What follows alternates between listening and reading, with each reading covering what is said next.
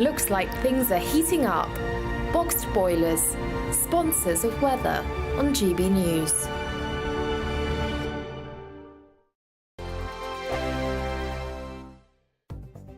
The latest GB News travel. Good evening, I'm Johnny Ratner. On the M6 in Staffordshire, there are northbound queues from junction 15 as you head away from Stoke-on-Trent, about a mile south of the Keele services. The left lane is blocked off at the scene of an accident. The M5 still slow heading north up towards junction 2 near Birmingham following an earlier breakdown. And the M3 is blocked heading into London, junction 3 to 2 towards the M25 following a three-vehicle collision in the two outside lanes. And the Surrey stretch of the M25 has two lanes closed clockwise, 13 to 14 between Staines and Heathrow following a breakdown. Anti-clockwise opposite, a lorry's broken down north of the M3, blocking off the two outside lanes. Still solid out of Essex into Kent clockwise at 1A at Dartford. The two outside lanes are blocked off. A car and a lorry collided. Queues back over the QE2 bridge, and delays and cancellations on trains heading west of Coventry to Birmingham. That's the latest. You can stay up to date throughout the day by visiting our website, gbnews.com. It's the final week to see how you could win our biggest prize yet. There's an incredible £10,000 in tax-free cash to spend however you like. Plus, courtesy of Variety Cruises, a bespoke 7-night small boat cruise for two worth £10,000. With flights, meals, excursions and drinks included, your next holiday could be on us. Choose any one of their 2025 Greek adventures and find your home at sea. We'll also send you packing with these luxury travel gifts. Hurry, as lines close on Friday.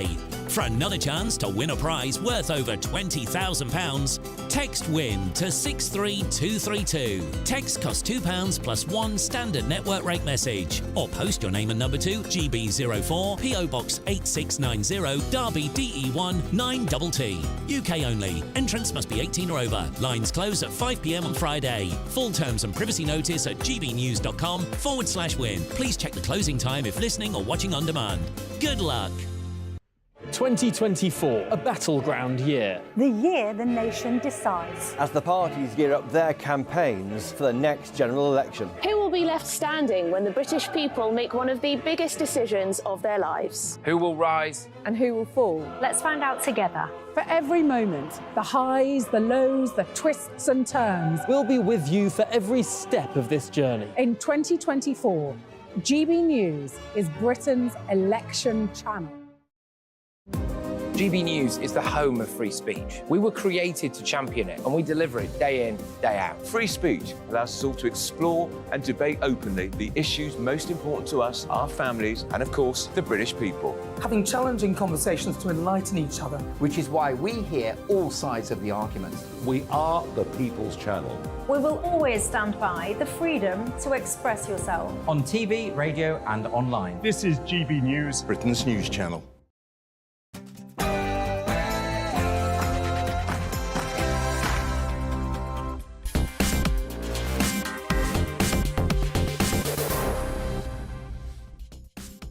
Good evening. As a Moroccan asylum seeker is convicted of murder, I ask the question, why does nobody want to talk about these things? Labour plan to renationalise the railways. They put out a big, bold statement today. Funny thing is, 70% of the public at this moment in time seem to agree with them. And on Talking Pints, I'm joined by Tim Shipman. Tim, who is political editor of the Sunday Times, author of many political books. I'll ask him, how has the Conservative Party recovered from Brexit, or have they?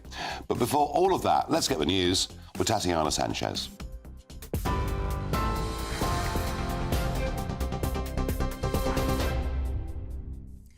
Nigel, thank you. The top stories this evening. Tensions are high in Edinburgh this evening, with the Scottish Greens planning to vote against First Minister Humza Yousaf in a vote of no confidence.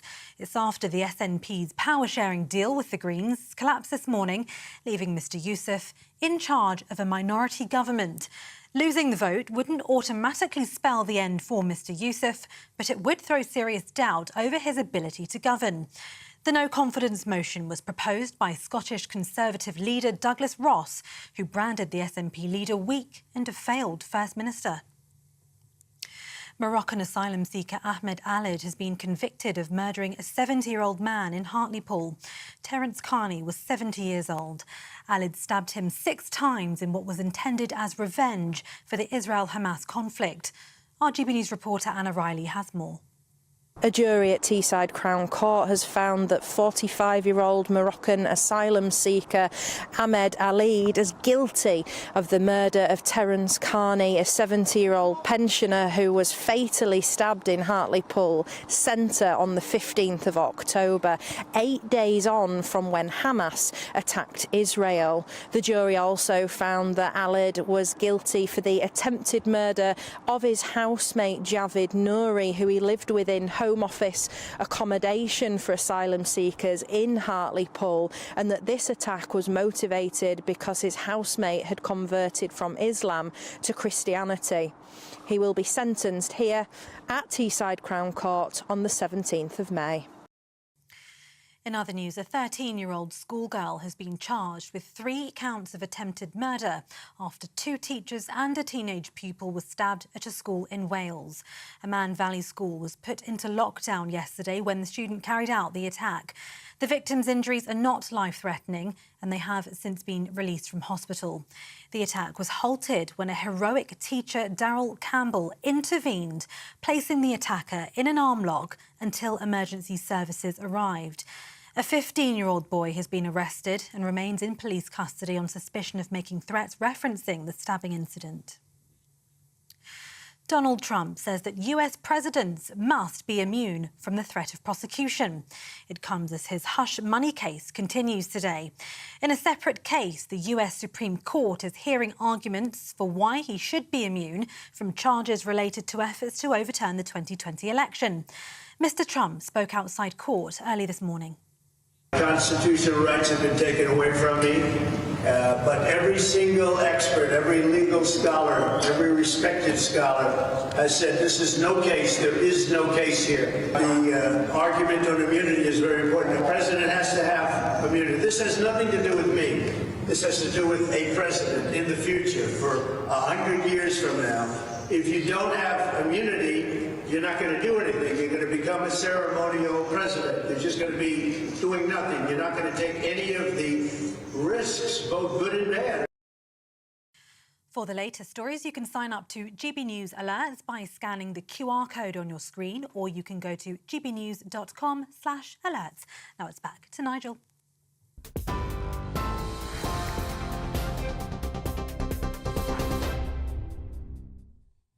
Good evening. You've just seen the news. We see that a Moroccan asylum seeker, Ahmed Alid, has been convicted of murder, which happened in Hartlepool back in October last year. His argument, his excuse was it was revenge for the Israeli-Hamas conflict, for what was going on in Gaza.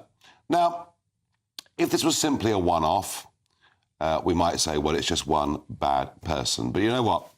We're beginning now to develop a list as long as your arm, whether it is the alkali attacker on Clapham Common, whether it is the man that was the arsonist attacker outside the hospital in Liverpool, and I can go on and on and on with a whole list of asylum seekers, people who've entered the country illegally, that have gone on to stab people, to murder people, and who are guilty of serious sexual crimes. The funny thing is, nobody wants to talk about this. The Labour Party won't mention it. For the Conservative Party, it's all too difficult. For most of mainstream media, they'll do a news report on the story, but they'll do each of them individually and never, ever join the dots. I have been saying for some years that allowing people illegally to come into Britain, especially those who throw away their documents, their mobile phones, their passports getting chucked in the English Channel or elsewhere, is a national security risk. We have no idea who most of these people are, no ability to check whether they have previous criminal records. And we're beginning to pay the price. And what's perhaps even worse is that very large numbers of people coming to our country literally have nothing in common with us, no shared history whatsoever, and a completely different set of values and priorities. Nobody for one moment will say what is happening in Israel and Gaza and has happened since October the 7th isn't serious, isn't bad, but it's not top of your list, is it? It's not top of, these are not the biggest issues facing you in your life, and yet, for many living in Britain, suddenly they now are.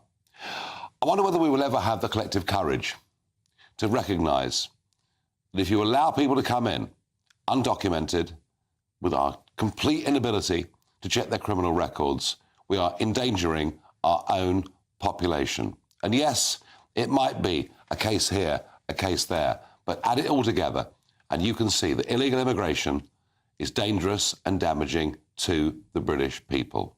I have little doubt that for saying these things, I will be totally and utterly condemned and called a bad person. But it's about time somebody called out what is going on.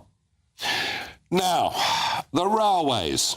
I have my own memories of British Rail. I've been commuting on railways, goodness me, for 50 years on and off. I remember British Rail being absolutely ghastly. Nothing about it seemed to work whatsoever. And then privatisation came along in the 1980s. And I do believe there are areas, telecoms for example, where privatisation has been a huge success, given more consumer choice, given better value for money. And I think that privatisation project was the right thing to do all those years ago. But there are areas around utilities, and who knows, perhaps even railways, where I begin to ask myself a question: have we actually got this right? From what I can see of our railways today, and I'm going to get rid for a moment of the strikes that have bedeviled it for the last couple of years. From what I can see of our railways today, there are too many lines on which there are problems and delays. The price of travelling, if you go last minute, off-peak, say from London up north, can be £300, £350, is totally extortionate. The complexity of how to buy tickets from Euston Station and which company to go with is, I think, frankly, bedeviling. And there is a general feeling that whilst a lot of people still use the railways, and they do it, of course, because the roads are simply so busy and so unreliable in terms of time, there is a feeling that privatised railways are not working. And the Labour Party are going for this in no uncertain terms. Here was Shadow Transport Secretary Louise Hay speaking earlier on today. They amount to the biggest reform of our railways for a generation. Labour will sweep away the broken model and bring private operators into public ownership as their contracts expire. We will establish Great British Railways, a single directing mind to control our railways in the passenger interest. We will deliver simplified fares and ticketing, a best fare guarantee across the network, as Trainline has already managed to achieve, and we will roll out the kinds of innovations that you have trialled here, digital season tickets and automatic delay repay, so that they are available to all passengers. And we will create a tough new passenger watchdog that will hold Great British Railways to account on behalf of the passenger, both on performance and on the quality of the service they provide. Labour will take a consciously different approach. We will see our workforce as an asset rather than a liability. We will work with them, and where there are disagreements, we will get around the table and we will work them out. Well, it's perfectly clear. Labour will nationalise the railways.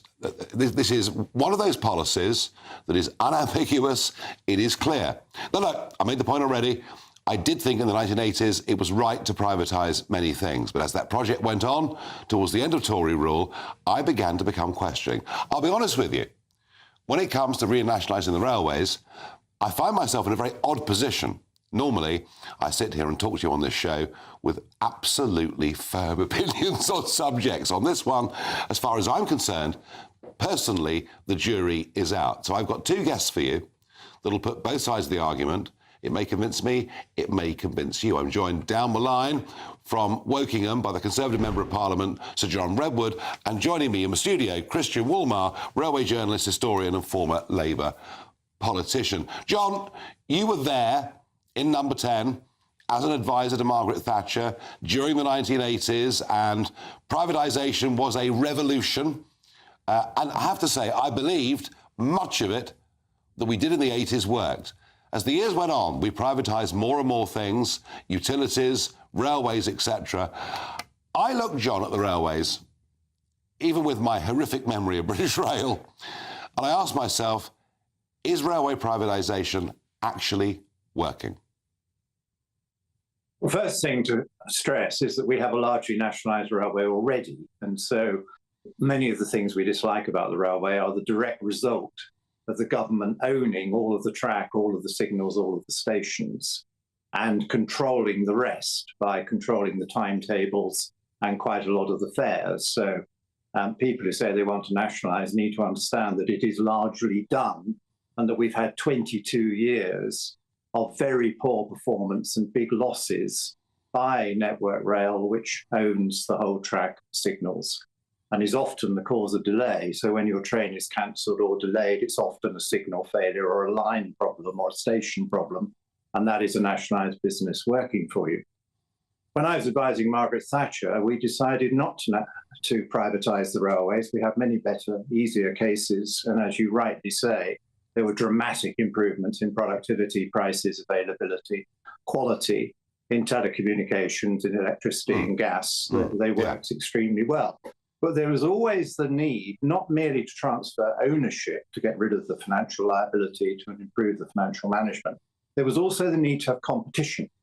And competition was absolutely crucial. And one of the reasons she and I did not go for the railways was it was more difficult to have a pro-competitive model. Under John Major, I was involved in the Ministerial Working Party on how you should do the railways.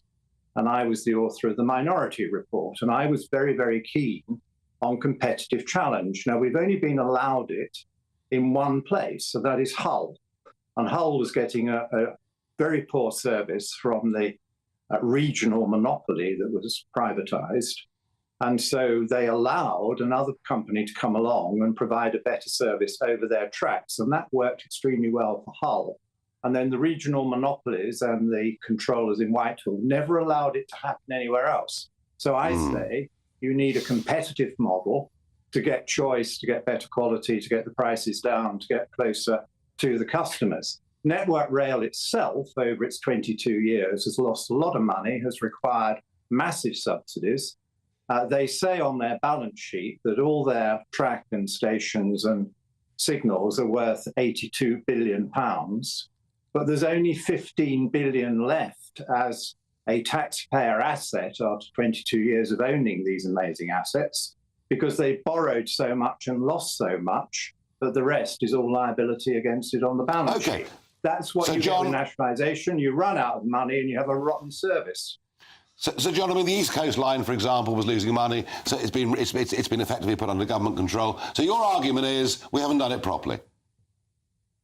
We should have had a pro-competitive model, and we shouldn't have nationalised Network Rail when Labour did. That has been a disaster. OK, Christian Woolmer, you've listened to what John Redwood has said. He argues that Hull is one line where there is genuine competition between companies you can buy tickets from. But John's really arguing that it's half nationalised already.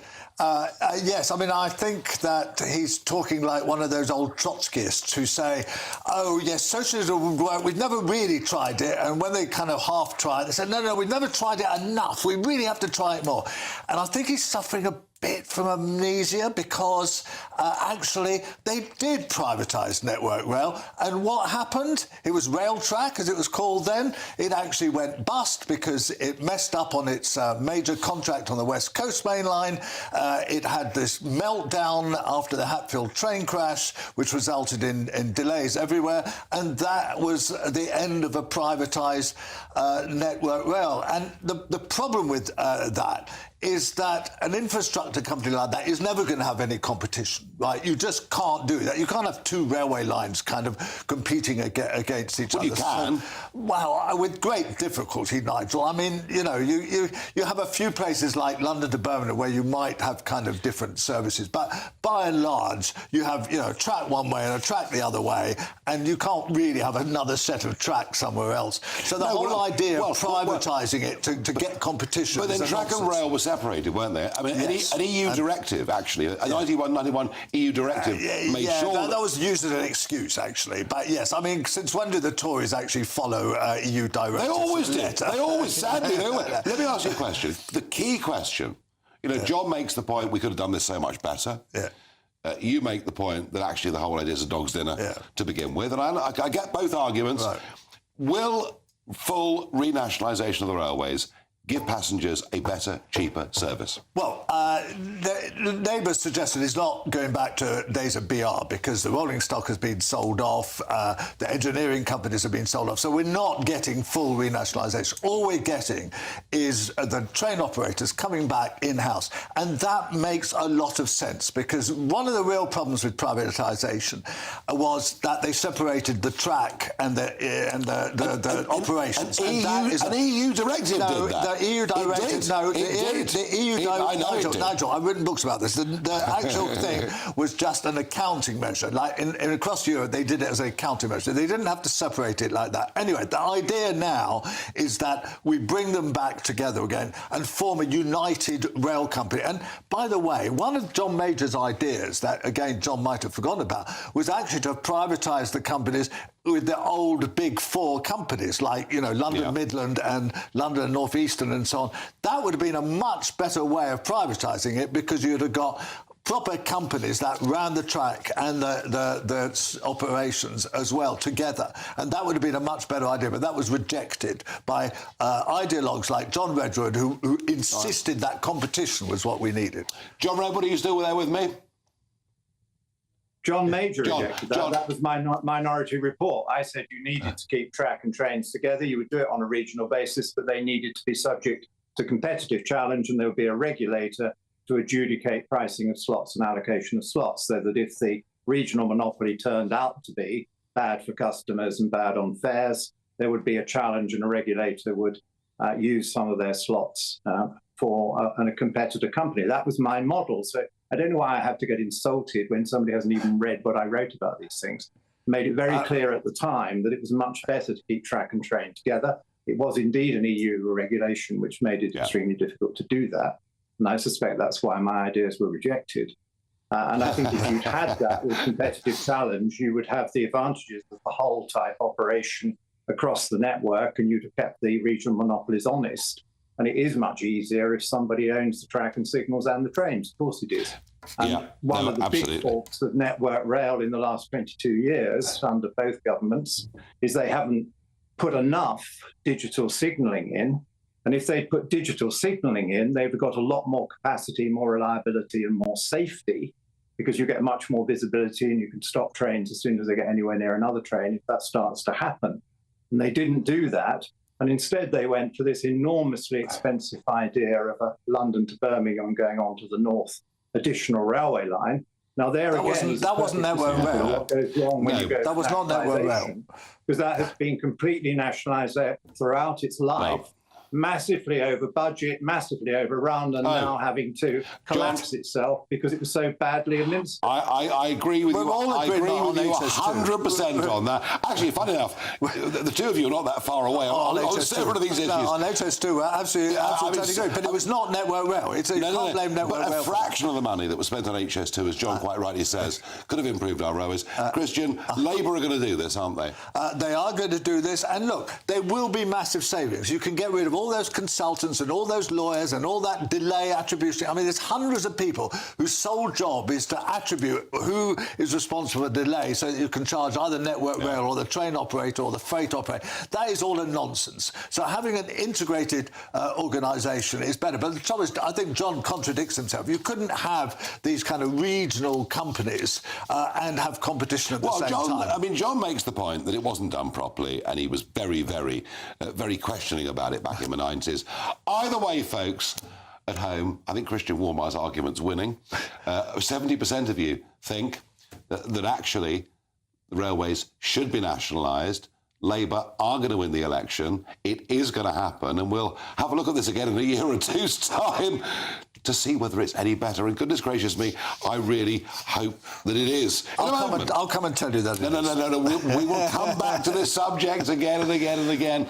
Don't worry. In a moment, we'll talk about the so-called surge in child alcohol consumption. I find this very odd because so many young people I know don't drink anything at all.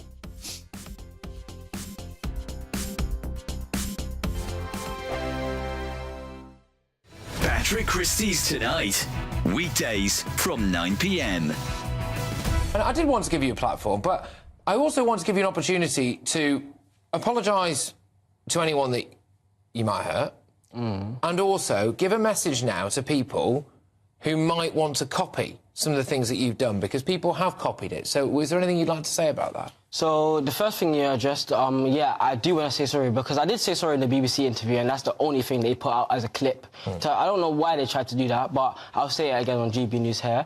I apologise to all the victims in the past that I've may have caused distress to, may have harassed, may have mentally tormented in any type of way. I apologise to them because I didn't mean to do that, and I was just having fun at the moment, but I didn't realise that it would have negative repercussions and negative effects on their psychological, way of thinking. So I apologise for that. And also, the one thing I have to say to young people is social media isn't real. What I've portrayed to the guys on the internet is that I'm this cool, I don't give a toss about anything. But me as a person, I really do care. And for people I don't really read comments on the internet, because if I was to do that, I would probably go into a depressive state. All I can say to you guys is believe in yourself, and there's bigger things you can do out there than just being an absolute menace on the internet or being antisocial. If you have ambitions, I like to read, I like music. I want to go deeper into my passion so I understand me as a person and not what other people think I am. You are an articulate young man. You are obviously intelligent as well when you talk like this. And I really hope, for your sake and for the sake of a lot of people who did take a negative influence from what you did initially, that you really don't go back down that route. I have a child as well, and I have to be there, not just for me, but for my child, for my child's mother, for my mother. I have to be there for a lot of people. It's not just me. So I need to put in the work. Every Sunday from 11, join Michael Portillo. There will be topical discussion, looking at the week before and the week to come. So kick back and relax at 11 a.m. on Sundays on GB News with me, Michael Portillo. GB News, the People's Channel, Britain's news channel. Your weekend starts here with Friday Night Live with me, Mark Dolan, 8 till 9 on GB News. Big stories, big guests and big laughs as we get you ready for a cracking weekend. That's Friday Night Live with Mark Dolan. Fridays 8 till 9 on GB News. Bring your own drinks. The admission's free. I'm Andrew Doyle. Join me at 7 o'clock every Sunday night for Free Speech Nation, the show where I tackle the week's biggest stories in politics and current affairs with the help of my 2 comedian panellists and a variety of special guests. Free Speech Nation, Sunday nights from 7 on GB News, the People's Channel, Britain's news channel.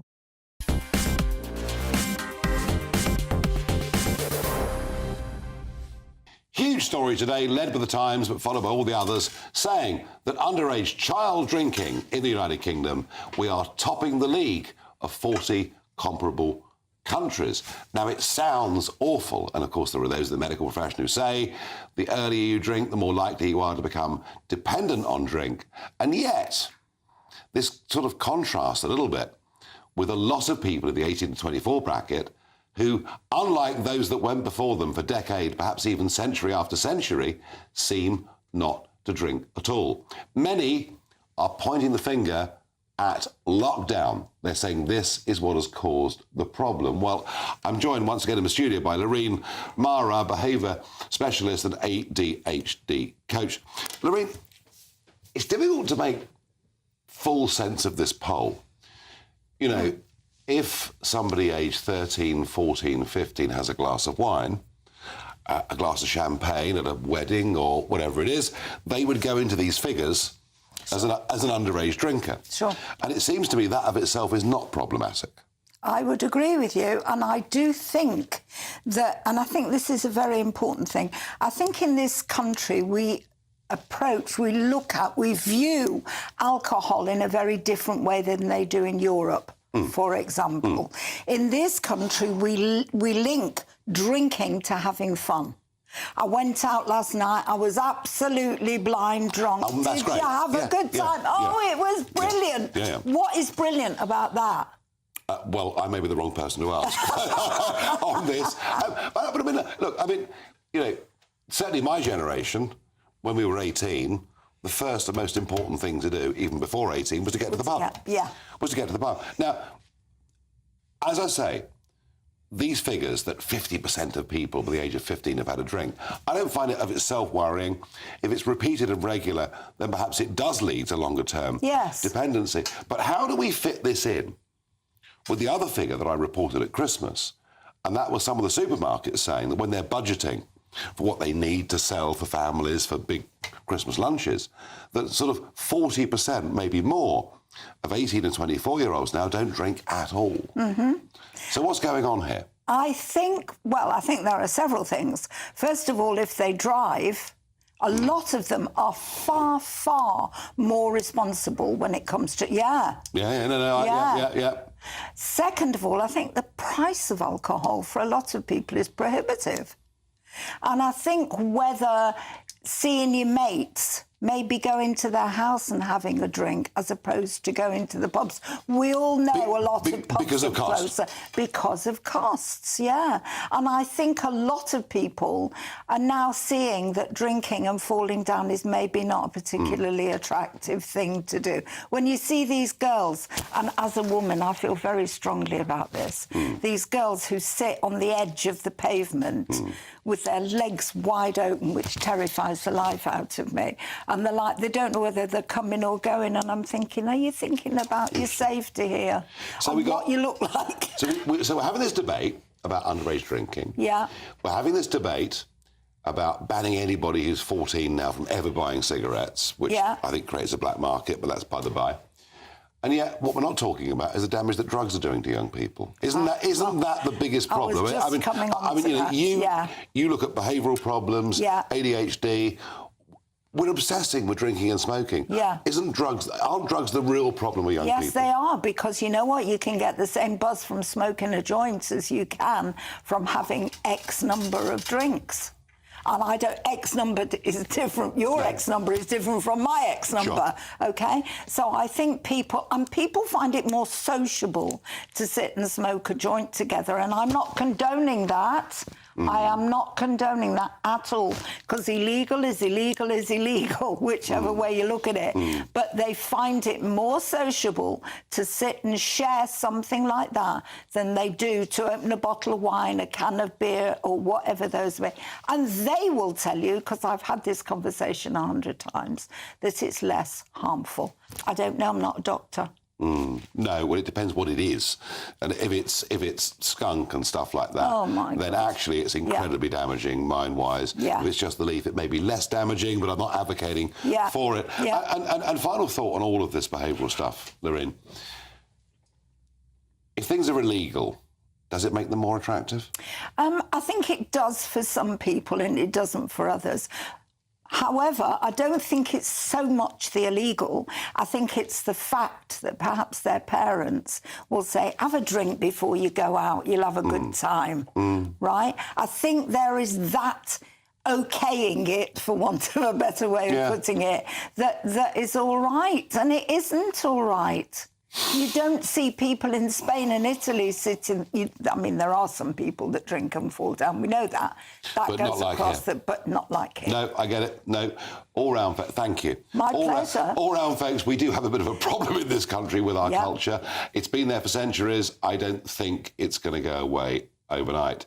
Labour have said they will revive the steel industry in South Wales. Quite how they match that with their net zero commitments, I'm not entirely sure. The Conservative Party seem to think they can make capital out of this, and yet, isn't it their policies that caused the blast furnaces to close down in Port Talbot in the first place?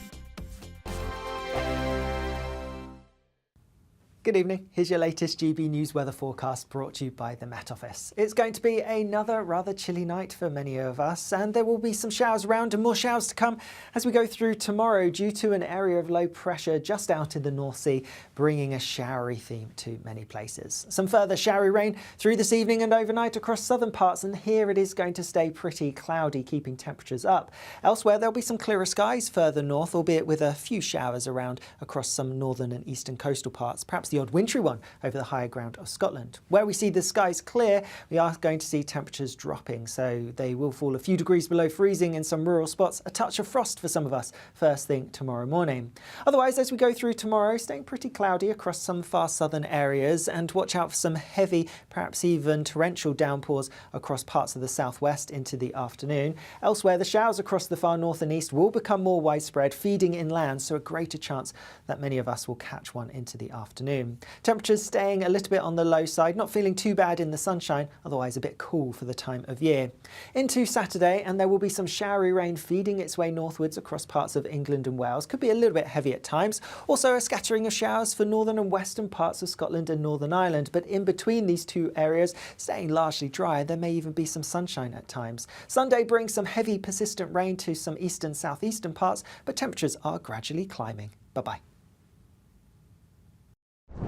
I'm Christopher Hope. And I'm Gloria Di Piero, bringing you PMQ's live here on GB News. Whenever Parliament is in session on a Wednesday at midday, we'll bring you live coverage of Prime Minister's questions. We'll be asking our viewers and listeners to submit the questions that they would like to put to the Prime Minister, and we'll put that to our panel of top politicians in our Westminster studio. That's PMQ's live here on GB News, Britain's election channel. We're GB News, and we come from a proud tradition of British journalism. That's why I'm so excited to be here. It's something so new. The first news channel to be launched in Britain in over 30 years. Launched to represent the views of the British people. To go where other broadcasters refuse to go. How did you find out about the story in the first place? Launched with one aim. To be the fearless champion of Britain. It's an absolutely fantastic atmosphere here. This is GB News. The People's Channel. GB News, Britain's news channel. Are the newspapers getting you down? My wife didn't divorce me that month. Struggling to separate the wheat from the chaff? I know that it's a bit of a circus at the best of times. Well, don't worry. Headliners has got you covered. We'll take the burden of reading the day's news, and if we get depressed, who cares? It's an occupational hazard, frankly. That's Headliners on GB News from 11 p.m. till midnight, and the following morning, 5 till 6 a.m. on GB News, the comedy channel. Nah, just kidding. Britain's news channel.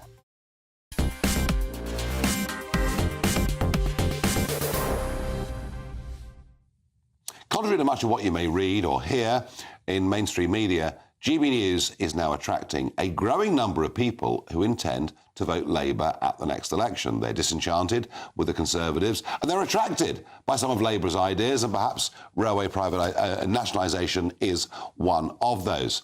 If you go to gbnews.com, our website, you will see an article by Jo Stevens, Labour's shadow Welsh secretary, and she says very, very clearly here, the proposal to close both blast furnaces, this is at Port Talbot, by the end of this year, risks deep cuts to jobs with up to 3,000 people at risk of redundancy. And she says Conservative ministers have been short-sighted.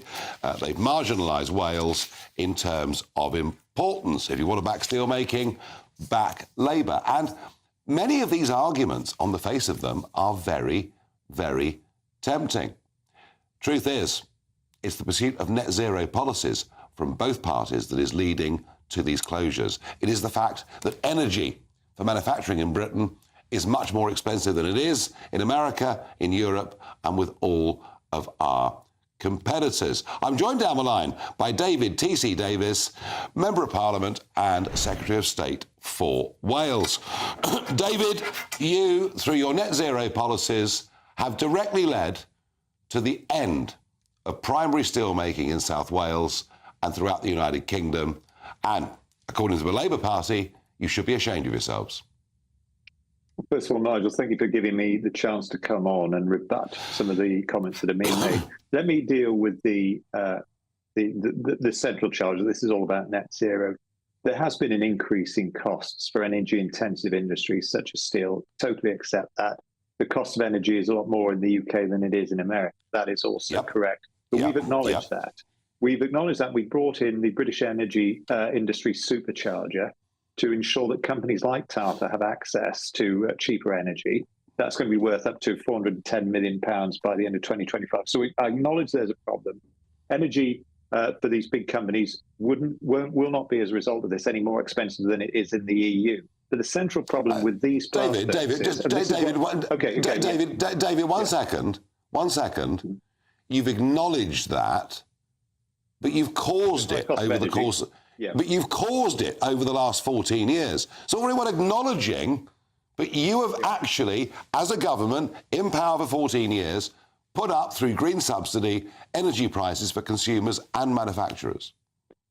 No, there has been an increase, but that is not the only reason why prices have gone up. No, Nigel, come on. There's been we get most of our electricity through gas still at the moment, and there has been a huge increase in the price of gas for reasons we're all aware of. So I acknowledge again that some of the increase in energy prices is as a result of net zero policies, but far from all of it. But to go back to what Joe Stevens is saying, the government did not take the decision to close those blast furnaces. That was taken by Tata because they were losing over £1 million a day. And no company, no business is going to take losses like that. So it was entirely their decision to close the blast furnaces. So what we did, because we want steel to be made in the UK, is to say, OK, if you close those blast furnaces and pull out, 8,000 people are going to lose their jobs.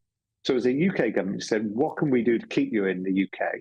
And the plan that we came up with jointly was to build an arc furnace, which will save 5,000 jobs. I'm sorry. An arc furnace, and you know this damn well, recycles secondary steel. Correct. It doesn't produce primary steel. If the Prime Minister's right, and we're on a war footing, then isn't steel strategic? It is. So there are two problems, though, with what you say, what Joe Stevens has said. The first is that all of the iron ore and all of the coke, which was going into those blast furnaces, was coming in from abroad. So we didn't have that sovereign capability in the first place. The second is that we are not using the steel in Port Talbot to build battleships. I know that Joe Stevens has said in Parliament that we are, but we're not. And I can tell you, as Secretary of State for Wales, I've checked this, we're not. And the reason for that is actually it's quite thin. It's coil. Coil is thin. That's why it's rolled into a coil. It is not used to make battleships. We do, however, make steel in this country for battleships, for submarines, and that comes from an arc furnace from Sheffield Forge Masters. So we can get very high grades of steel from an arc furnace. And we do have 8 million tonnes of scrap, which is being exported every year from the UK. That is a resource that we should be keeping in the UK. So actually, this will increase our sovereign capability, not decrease it. All right, well, David, as you and I both know, different grades of steel work for different products. I just feel sad that we're about to become no longer a primary producer. Clearly, between you and the Labour Party in Wales, this will be a real election issue. Thank you for joining me on the programme.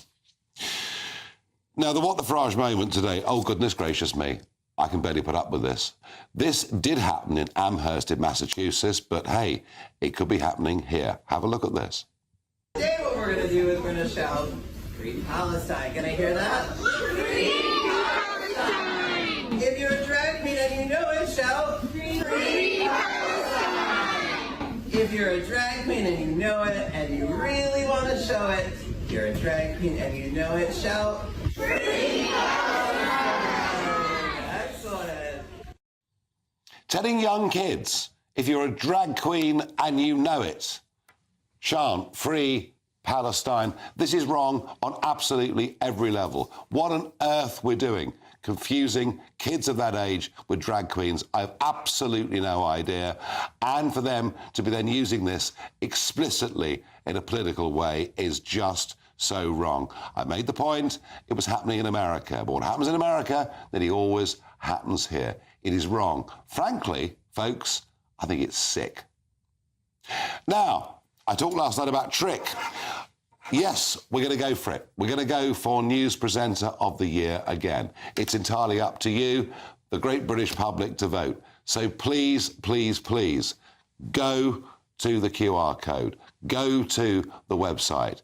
Go to poll-trick.org.uk, and it's all there available on gbnews.com. You can download the QR code. You can go and vote for me. Equally, you can vote for Eamon Holmes or other people from GB News in different categories. We won it last year. Why muck about? Let's get out there and try and win it again this year. And with your support, who knows, we may very Well, do that. In a moment, I'm joined by Tim Shipman, chief political commentator of the Sunday Times and author of No Way Out, Brexit, from the backstop to Boris, which is out today. It tells us about the great travails of the Conservative Party. And I'll be asking Tim, as a very close student of this, did they ever actually really believe in Brexit? This is GB News, Britain's news channel.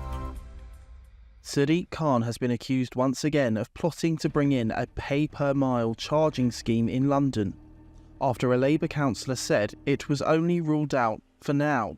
A spokesperson for Conservative mayoral candidate Susan Hall told GB News the mask has slipped and Sadiq Khan's plans for pay-per-mile are as clear as day.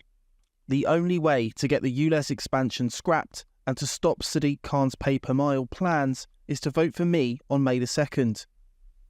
Khan has faced significant backlash for his ULEZ expansion, which saw the scheme extended to cover outer London.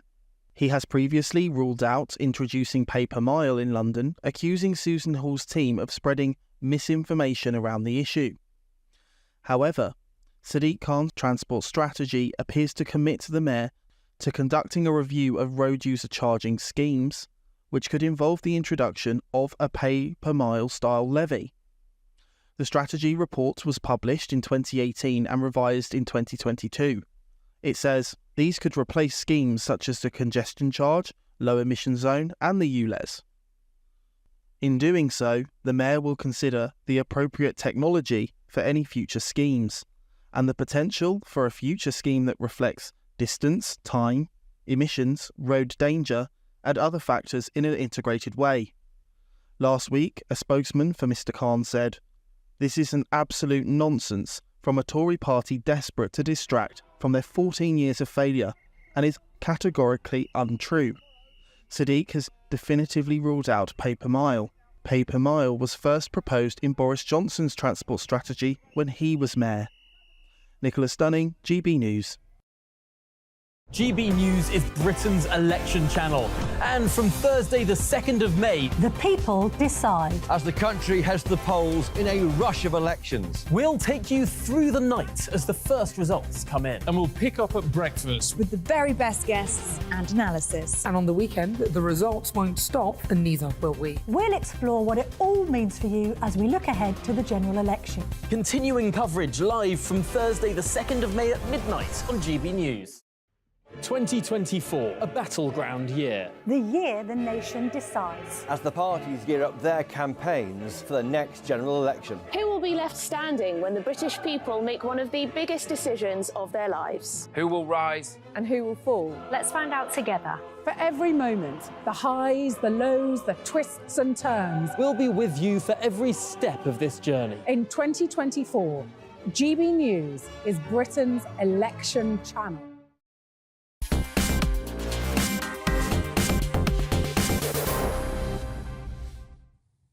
You've just guessed it, my favourite time of the week. It's Talking Pints. I'm joined by Tim Shipman. Tim, welcome to the programme. Thank you, Nigel. I think this is the first time you've bought, isn't it? Oh, so typical of these Fleet Street types. It really, really is. How many years in journalism now? Ooh, 27, of which 24 in Westminster. So you did the Express? Yep. When I first spoke to you on the phone a long time ago, you were at the Mail. Yeah. And then a couple of years in the States for the Sunday Telegraph, back to the Mail, and then 10 years this week at the Sunday Times. What's the big difference between working for a Sunday paper as opposed to a daily? Well, it's all about digging around. It's about who you know and the contacts you can develop and coming up with stories. You're trying to look backwards and kind of move on what's been happening that week, but also break some new ground. And you've got more time to do that than you have on the dailies. You're not worrying about... More pressure on a Sunday than a daily, or other way around? No, I think there's more pressure on a Sunday, because if you've got a big hit and you get it on a Tuesday or a Wednesday, you've got that nervousness about whether is it going to hold. Yeah. And particularly during, you know, a lot of the Brexit period and, you know, the May government and the, you know, things were leaking within minutes, let alone days. And what a 10 years. Yeah. What an amazing 10 years when we think about, you know, where we were in 14, we've had Brexit, we've had the dramas, we had the rise and fall of Jeremy Corbyn, and now the Conservatives on their 5th Prime Minister since they came to power. When was the last time we had such turbulence? I think probably the only comparable period was the 70s, wasn't it? Where you had kind of 2 elections in 74 with slightly different, an industrial unrest and proper kind of nasty feeling on both sides of the political divide. I think we had that division in the country in the 70s, but our politics was more stable in the 70s. Yes, that's arguably the case. Because we had 4 years of Conservatives, 5 years of Labour during that decade. This is all over the shop. I think there's a decent argument that this is the most turbulent decade domestically, putting wars to one side, since the Great Reform Act, isn't it? It's kind of... Is Brexit at the centre of this? Is it that Westminster found the will of the people just too difficult to deal with? I think it's 2 things, isn't it? Yes, Brexit's at the centre of it, but from both ends. I think Brexit revealed a lot of divisions that had been there probably most notably since the 2008 crash, and a lot of people felt pretty hairily about politics. And Brexit revealed all that. It then exacerbated it, and people formed teams and camps and took sides. And because it was so badly handled by Theresa May and others, the chaos was never really dealt with, and it just spiralled and spiralled and spiralled, and people got more and more into those kind of armed camps. And I think, culturally, we're still stuck with a lot of those divisions, even if the politics has calmed down a little bit. But, Tory MPs then got a taste for the taste of blood, and quite enjoyed it.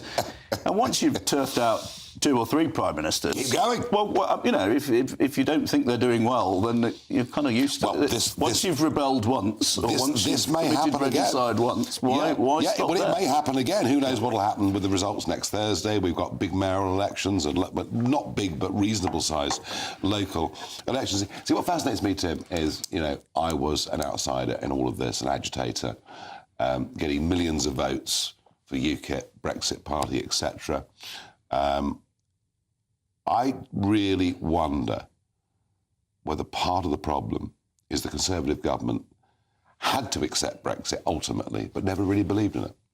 Well, I think the problem was across the whole Parliament. 70% of MPs back Remain, and the country didn't. And I think, to be fair to Theresa May, she did believe in trying to deliver on it. She just didn't really know what it meant, and she wasn't able to persuade anybody that what she ended up thinking it meant was what it ought to mean. And by then, everybody had sort of dug themselves into their trenches. The Conservative Party is a fractious beast, as you know, and it's got many factions within it because we have this first-past-the-post system. It's a massive coalition of different things. But I think it was there to be led. They call it a broad church. Yes. And I now say it's a broad church with no religion. Well, that may be the case. And also, these were religious wars almost, weren't they? In their intensity. And they were. Now, you've chronicled all this in a book that is out today. So let's have a look. There we go. No Way Out. So this is volume 3 of what is now a 4-part quartet covering the whole of 2016 up to now. So this is the agonising Theresa May years. And what you don't get right in this... what have you spotted? Well... I think it's very interesting. There's a whole chapter on how very good at politics the Brexit Party was. Yeah, we got rid of Theresa May, not the Conservative Party. And there's a narrative that says it was ruthless Boris that got rid of Theresa May. Well, I think a lot of the ERG, the Spartans would say that they saved the day. That they dug in at the right time and stopped things going any further. And a combination of people understanding that they could change the rules of the leadership contests as well. So the ERG worked out that May was not safe, having been they tried to oust her, they didn't succeed, she's supposed to have 12 more months, but they went to the deathbed of the bloke who'd written the rules, and he said, no, you can change the rules, and the men in grey suits went to Theresa May and said, hop it, or we change the rules. Actually, she resigned tearfully before the final results of the European elections were out. If you remember the timescale of that, it was fascinating. Well, it was about a 3-day count, wasn't it? It was, because we voted She decided to go, we voted on Thursday, but the rest of Europe voted on Sunday. She basically decided to go on the Wednesday evening, but wanted to wait until after people had gone to the polls. And then, delivered of the worst national result that the Conservative Party's ever seen. 8.9%. 190 years. Yeah. Could they be heading for that at the next general election? All the polls suggest that is a possibility. Political gravity suggests that it ought to tighten, and when you listen to a focus group, the lack of enthusiasm for Keir Starmer makes you think that Might, but we've had predictions that it will for a very long time, and it hasn't yet. So obliteration is certainly a plausible outcome. There is an insurgent party called Reform. There is, yes. I mean, tell us about it. I'm really the honorary president. I think most people, Nigel, I think the most interesting question in British politics at the moment is whether you're planning to go back and run the thing. I know. Or whether you're just planning to take over the Tory party afterwards. I haven't decided. No. I haven't decided. Anyone would think you're enjoying this. I'm off to America next week to see some friends over there. Yeah. And I've got some very big decisions to make myself about what I do. John Curtis, Sir John, the doyen of political commentators, one of the least rash men you'd ever meet, says it's 99% certain that Keir Starmer is going to be the Prime Minister. And you're right about the lack of enthusiasm. There'll be no honeymoon, will there? No, I don't think so. I suspect. Well, look, several things will happen. If he does have a big majority, then all the opposition will come from within the Labour Party, like it did under Blair and Brown. You'll have a very big sort of bunch of people on the soft left and the further, slightly harder left who will want to hold his feet to the fire and get what the unions want. And you'll also have a moment, does it come 9 weeks or 9 months in, where everybody realises there's still no money and it wasn't all the fault of wicked Conservatives, that there are sort of endemic problems structural in the NHS, difficulties, that productivity's been lousy for 20 years and that probably longer than that. The economy's not in great shape. The NHS is taking up an ever-increasing proportion of state spending, and you've got this war going on. There's still the aftershocks of COVID, and it wasn't just Conservative incompetence or wickedness that caused all this. And Starmer hasn't, because it's been made easy for him, he hasn't really had to show the colour of his thought and the strength of his spine yet. And so it's all going to be a bit of an experiment. Final thought, Tim. You think back, journalism, Fleet Street, the lifestyle, noisy newsrooms, larger-than-life characters, editors that were the most frightful bullies. I mean, that's what it was a few decades ago. Is journalism still fun? Yeah, I mean, I still don't really feel like I've done a proper day's work. And there's still a few characters around, Nigel. I mean, you must, you glance in the mirror each morning, and there's a few others. Lunches are not as long as they were. Oh, what a shame. How awful. But some of us are getting older and can't hack all that, quite as well as even you can.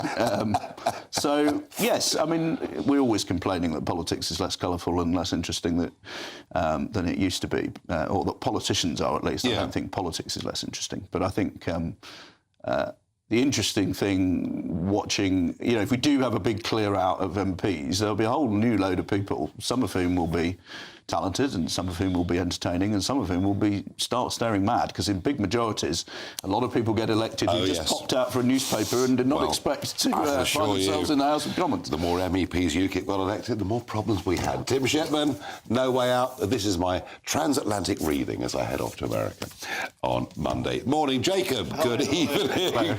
What have you got coming up this evening? We're going to be talking about, appropriately, children drinking, because apparently more do that in England than anywhere else, which seems to me to be a thoroughly good thing, to introduce children to drink in a sensible, controlled way by their parents, rather than drinking secretly behind the bike shed. But of course, the bossy boots, having regulated cigarettes a bit more, now coming after drink. And of course, Rees-Mogg here speaks as a home producer of his own, cider, which we drank on Talking Pints. We did indeed, yes. It was lethal. It's quite strong. Absolutely lethal. If it's strong by your standards, it must be quite strong. I would not recommend anybody under the age of 18 drinks the Rees-Mogg cider. If they do, it should be in a thimble, not in a full pint. I'm done. I'm away next week. Back with you Monday week. Let's have a look at the weather. Looks like things are heating up. Boxed boilers, sponsors of weather on GB News. Good evening. Here's your latest GB News weather forecast brought to you by the Met Office. It's going to be another rather chilly night for many of us, and there will be some showers around and more showers to come as we go through tomorrow due to an area of low pressure just out in the North Sea, bringing a showery theme to many places. Some further showery rain through this evening and overnight across southern parts, and here it is going to stay pretty cloudy, keeping temperatures up. Elsewhere, there'll be some clearer skies further north, albeit with a few showers around across some northern and eastern coastal parts. Perhaps the odd wintry one over the higher ground of Scotland. Where we see the skies clear, we are going to see temperatures dropping, so they will fall a few degrees below freezing in some rural spots, a touch of frost for some of us first thing tomorrow morning. Otherwise, as we go through tomorrow, staying pretty cloudy across some far southern areas, and watch out for some heavy, perhaps even torrential downpours across parts of the southwest into the afternoon. Elsewhere, the showers across the far north and east will become more widespread, feeding inland, so a greater chance that many of us will catch one into the afternoon. Temperatures staying a little bit on the low side, not feeling too bad in the sunshine, otherwise a bit cool for the time of year. Into Saturday, and there will be some showery rain feeding its way northwards across parts of England and Wales. Could be a little bit heavy at times. Also a scattering of showers for northern and western parts of Scotland and Northern Ireland, but in between these two areas, staying largely dry. There may even be some sunshine at times. Sunday brings some heavy persistent rain to some eastern southeastern parts, but temperatures are gradually climbing. Bye-bye. A brighter outlook with Box Solar, sponsors of weather on GB News.